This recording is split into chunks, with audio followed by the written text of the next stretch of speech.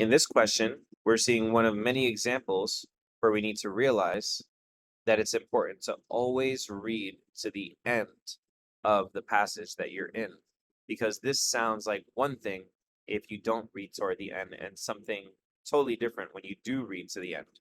So let's just read it very generally, not going all the way down.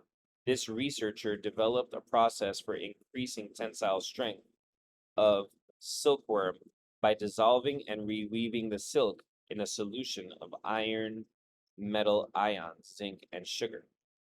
So it sounds ridiculous to read it that way, to just stop right there. But that is what most people do without realizing.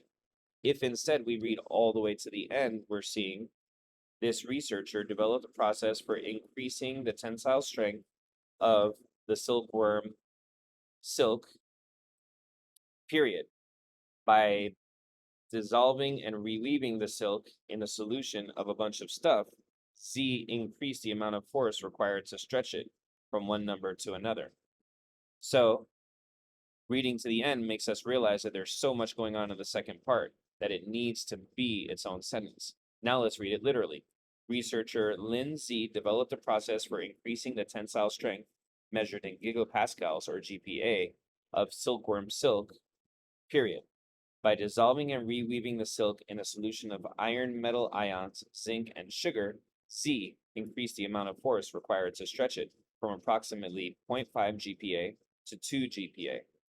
So just notice how heavy it was to read it that way, and how we can't always be reading literally, or else this will be too difficult.